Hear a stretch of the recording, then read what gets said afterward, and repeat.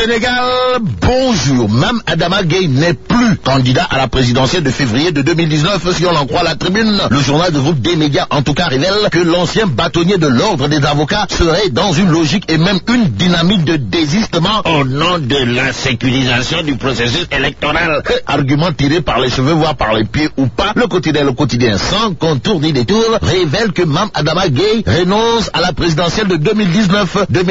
En quel quotidien élève le Gorgui national comprenait Laye Ndiombo Wade au rang de faiseur de roi. En effet, l'électorat du PDS pourrait, si on en croit l'enquête, être la clé de voûte de la prochaine présidentielle. Ainsi, Pape Sané, journaliste dans le journal Enquête, d'expliquer qu'en réalité des réalités, Ousmane Sonko sait très bien qu'avec son parti, seul, sans un bon appareil comme celui du PDS, il n'a pas beaucoup de chance. Chanceux, le leader du parti Pastef les Patriotes pourrait l'être au regard du titre qui barre la une de Walf Quotidien, le journal du groupe Walf Fadjri, au sujet du jeu des alliances en direction de la présidentielle, explique ou tente d'expliquer ce que Abdoulaye Wade peut apporter à Sonko. En revanche, il est question dans Vox Populi du point de vue de l'analyste politique Momar Ndiaye, à savoir, je ne vois pas, alors là, pas du tout, comment Abdoulaye Wade accepterait pour Sonko ce qu'il a catégoriquement refusé pour Madické Niang et les autres. Autre chose, Vox Populi, à propos des positions des leaders du parti Pastef les Patriotes, souligne un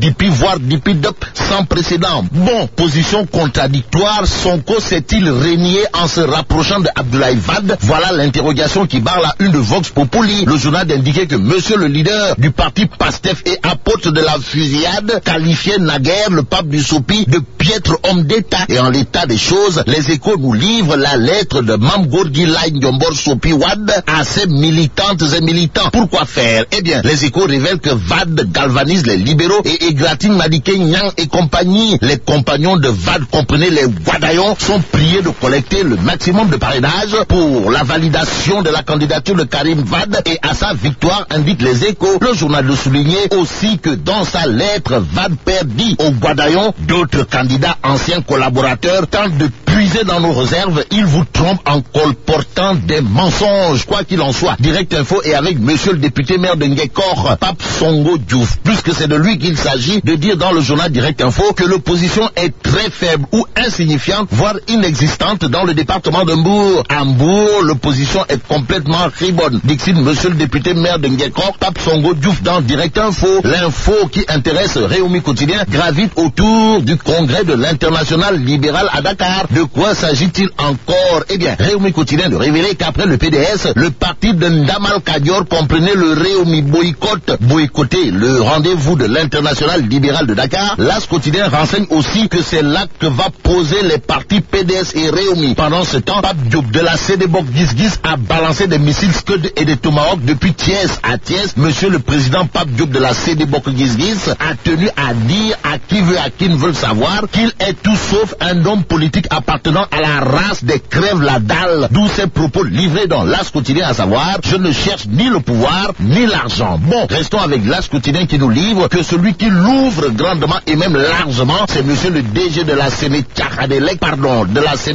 Bon, l'As Quotidien titre enfin Cissé se livrer pour dire quoi encore? Eh bien, l'As Quotidien nous informe que monsieur le DG de la Sénélec se prononce sur sa boîte, les énergies renouvelables et les contraintes. Au-delà des Ngapatingololi de monsieur le DG de la Sénélec dans l'As Quotidien, le quotidien révèle que la SDE perd son calme.